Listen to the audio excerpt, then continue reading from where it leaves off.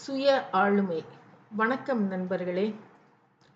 உங்கள் சுய ஆளுமையை உருவாக்கும் 3 முக்கிய விஷயங்கள் என்றால், அவை உங்கள் அடையாளம், உங்கள் ஈகோ என்ற சுயம் மற்றும் ஒழுக்கம், சமூக திசைகாட்டிகளால் நிர்வகிக்கப்படும் சூப்பர் ஈகோ போன்றவைதான்.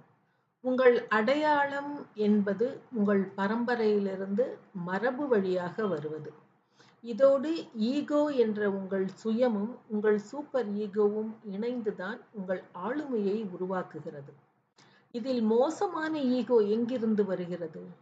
ஈகோவின் தூய்மையான வடிவத்தில் மிகை அடையாளமான தகுதிக்கு மீறிய ஆர்வங்கள், ஆசைகள் எனும் தீமை கலக்கும் போது, அது தேவையின்றி மற்றவரை இழிவுபடுத்துவதற்கும், உலகளவிய சட்டங்களையும், அறங்களையும் மீறுவதற்கும் எளிதாக வழிவகுக்கிறது. உங்கள் வாழ்க்கையின் போக்கை உங்கள் கட்டுப்பாட்டிற்குள் கொண்டு வர வேண்டுமானால், முதலில் அதற்கு உங்களை நீங்கள் தயார்படுத்திக் கொள்ள வேண்டும். உங்களை முடக்கிப் போடும் தேவையற்ற சிந்தைகளை வேண்டாம் என்று விரட்டி அடிக்கும் உறுதி உங்களுக்கு வேண்டும்.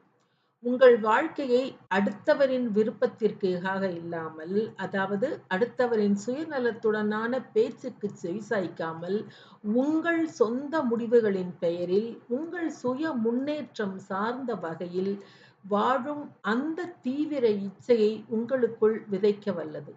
அந்த உறுதியான எண்ணமே உங்களை அந்த மோசமான சூழலிலிருந்து மீட்டுக் கொண்டு வரப்போகிறது. உங்கள் ஆக்கப்பூர்வமான செயல்பாடுகள் உங்கள் நம்பிக்கையை வளர்த்து, உங்கள் நடை, உடை, பாவனையிலும் தேவையான மாற்றங்களை ஏற்படுத்தி, உங்களை உறுதியான, தன்னம்பிக்கை மிக்கவரான தோற்றத்துடன் உயிர்த்தெழச் செய்யும். உங்கள் சுய ஆளுமை பயணத்தை தொடங்க தயக்கம் காட்டாதீர்கள். இந்த சுய ஆளுமை மாற்றத்தை முன்னெடுக்க உங்களைச் சுற்றி உள்ளோர் உங்களுக்கான மாற்றத்தை முன்னெடுக்க வேண்டும் என்று எதிர்பார்க்காதீர்கள்.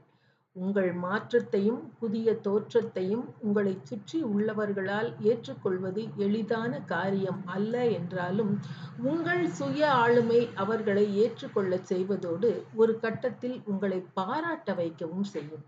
உங்கள் சாதனையால் நீங்களும் அவர்களை மன உறுதியுடன், நேர்கொண்ட பார்வையுடன் எதிர்கொள்வீர்கள்.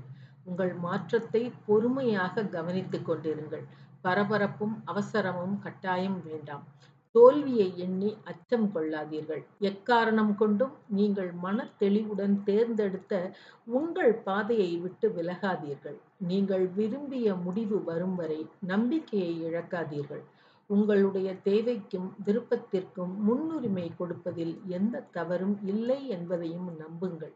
நீங்கள் நினைப்பது நிறைவேறும். சுதந்திரமாக, சுய ஆளுமையுடன் வெற்றி வாகையை சூடி வலம் வருவதற்கு யாருக்குத்தான் ஆசை இருக்காது அல்லவா? மீண்டும் சந்திப்போம். நன்றி.